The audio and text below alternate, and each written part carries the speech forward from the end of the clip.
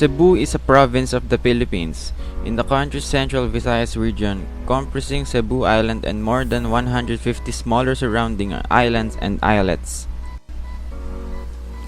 Its prosperous port capital, Cebu City, retains landmarks from its 16th century Spanish colonial past, including the Basilica Minore del Santo Niño Church and triangular Fort San Pedro.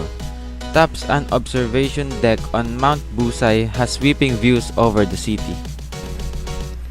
Kadaugan sa Mactan Festival, a week-long commemoration of the historic Battle of Mactan between the Portuguese explorer and navigator Fernando Magallanes and Mactan chieftain Lapu-Lapu.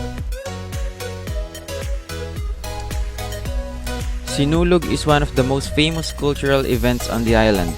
It is celebrated annually by performing religious dances with music and drums. It is usually performed by various participants in groups. The participants are usually dressed in colorful costumes and they wear makeups, painted their faces some black or wear masks while dancing on the streets. One of the most beautiful North Cebu tourist spots is Bantayan Island. It is a place where you can find calmness and serenity in spite of the numerous tourists who travel there every day. As the principal Spanish settlement in the Philippines, it has a portion of the nation's most notorious legacy spots. Kawasan Falls is one of the top Cebu South tourist spots. It is a three-stage cascade of clear turquoise water from mountain springs of Mantalangan mountain range. Aside from its natural beauty, Kawasan Falls has also become famous because one of the most popular activities in Cebu is done here. The canyoneering adventure starts at Canlaob River downstream going to Kawasan Falls. There are local accredited guides who accompany all tourists and facilitate activities such as walking, jumping, swimming, climbing, and abseiling through the streams. Baguio City is known as the summer capital of the Philippines and has a rich cultural history. Learn about Baguio City local customs while you experience its traditions and culture.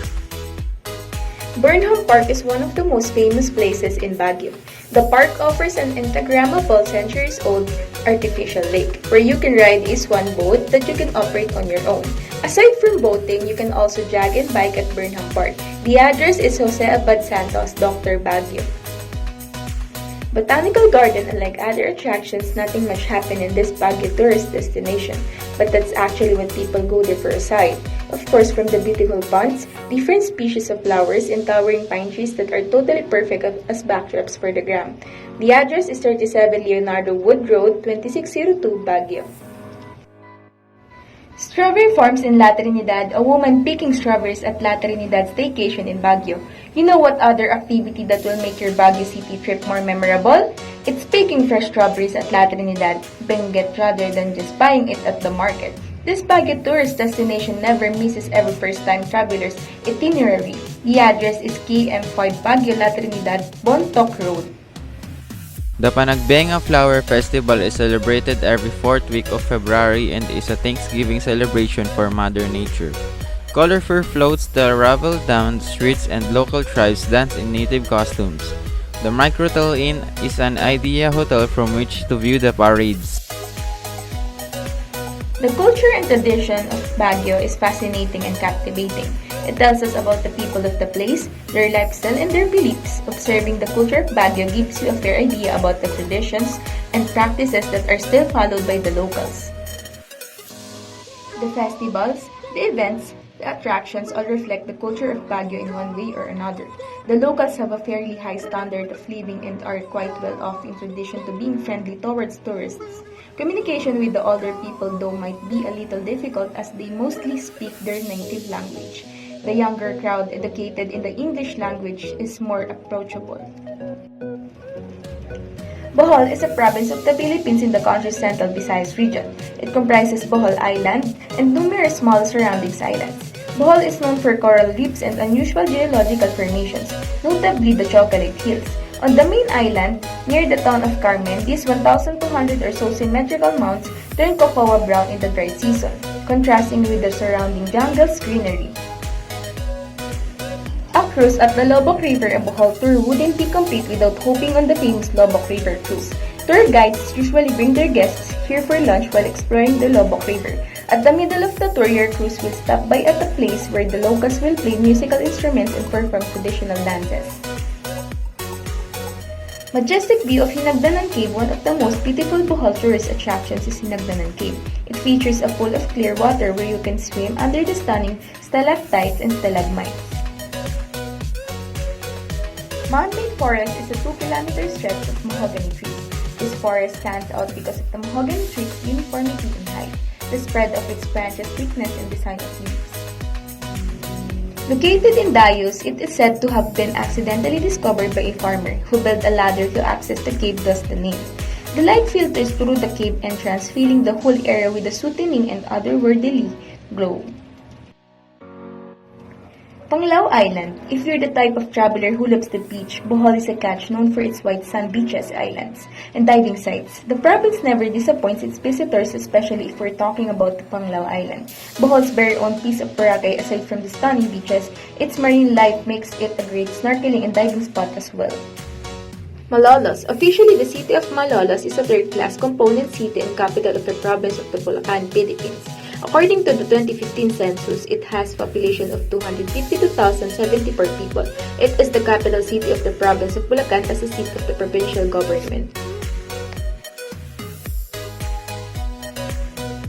Pereswing Church is one of the historical tourist spots in Malolos, Bulacan. Also known as Our Lady of Mount Carmel Parish. The church was built in the 1880s. Near the church, you'll find a mini museum featuring religious icons and materials. Daily Mass is celebrated here. The Biak na Bato National Park boasts of numerous caves with stunning stalactite and stalagmite rock formations. One of the most visited of these caves is the Aguinaldo Cave, which served as a hideout of former President Emilio Aguinaldo during the Filipino-American War.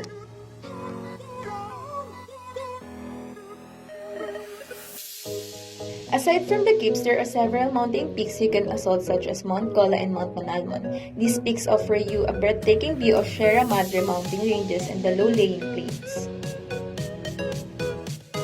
Ginto Old Train Station inspired some of the most popular literary works in the country. The Old Train Station was the site of an ambush that killed 6 priests during the Spanish period. Singkaban Festival, a festival of arts and culture in honor of capital's patron Saint Our Lady of Victory. The festival is celebrated in every second week of September, which is in conjunction with the Linggo ng Bulacan, which is held on September 8 to 15. Week-long celebration consisting of various colorful cultural presentations, art and culinary exhibits, arts and skill contests, and the prestigious annual dangle ng DP Awards Night. Dagupan. The city is among the top producers of milkfish, locally known as bangus. In the province from 2001 to 2003, Dagupan's milkfish production totaled to 35,560.1 metric tons, contributing 16.8% to the total provincial production. Of its total production in the past 3 years, 78.5% grew in fish pens or cages, while the rest grew in rockfish waterfish ponds. Dagupan City is one of the proposed metropolitan area in the Philippines. Metro Dagupan is proposed to include the independent component city of Dagupan, as well as the towns of Lingayen, Binmalay, Calasiao, Mangladan, Manawag, Mapandan, San Fabian, San Jacinto, and San Barbara. Bangus Festival.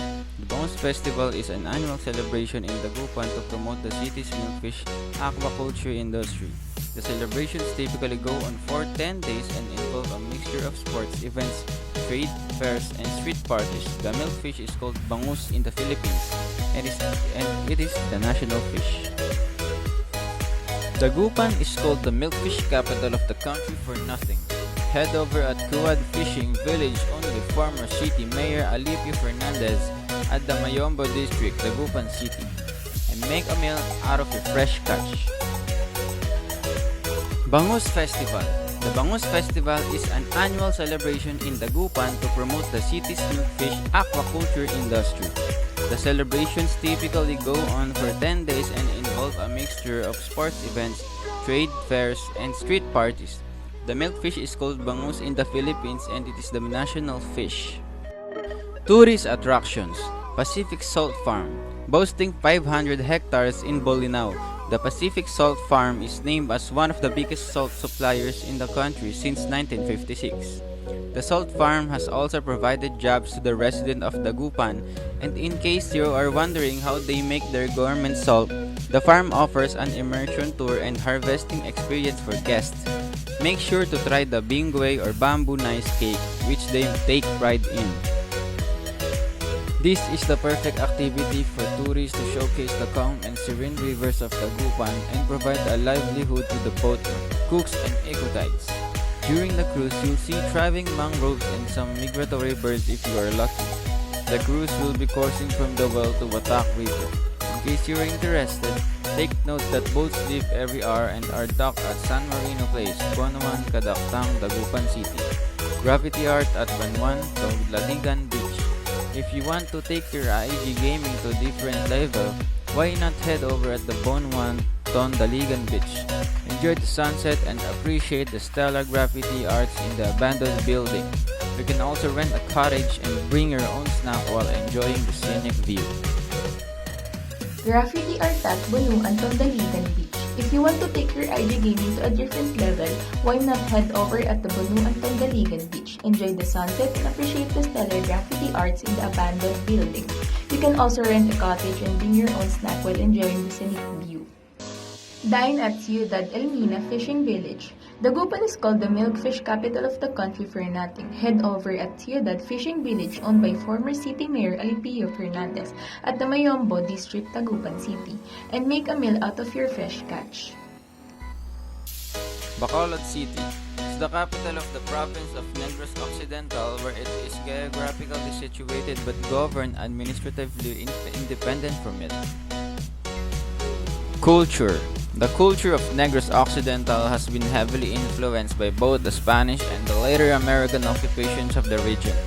The indigenous religion long gave way to Roman Catholicism as the dominant religion. The people of Negros Occidental value hospitality, family, humor, and hard work. When a family cooks a special meal, they share a bit of it with their neighbors. Festivals. Number 1. Mascara Festival. The world-renowned Mascara Festival, Hiligaynon Fiesta sa Mascara, Filipino Fiesta ng Mascara, is an annual festival with highlights held every 4th Sunday of October in Bacolod, Philippines. Number 2. Panaad sa Negros Festival. The Panaad sa Negros Festival, also called simply as the Panaad Festival, sometimes spelled as Panaad, is a festival held annually during the month of April in Bacolod City, the capital of Negros Occidental Province in the Philippines. Panaad is the Hiligaynon word for vow or promise. The festival is a form of thanksgiving to divine province and commemoration of a vow exchange for a good life. Tourist attractions. The ruins. This Talisay Bacolod tourist spot is referred to as the Taj Mahal of the Philippines. Number 2. Lakawan Island. It is the best place to visit in Bacolod if you're looking for beaches. Lakawan is a 13-hectare banana-shaped island where Asia's biggest floating bar is situated. Number 3. Negros Museum. One of the best places to visit in Bacolod City to learn its history is Negros Museum. Number 4. Balay Negrense. An antique museum in Silay City that showcases the lifestyle of a late 19th century Negrense sugar baron. Number 5. Mambucal Mountain Resort. A government-owned resort that will immediately take you to a paradise, as this gives you nothing but the beauty of nature. Last but not the least, number 6. San Sebastian Cathedral. The architecture is considered an important historical marker by the Philippine Historical Committee, making it one of the most visited Bacolod beautiful spots.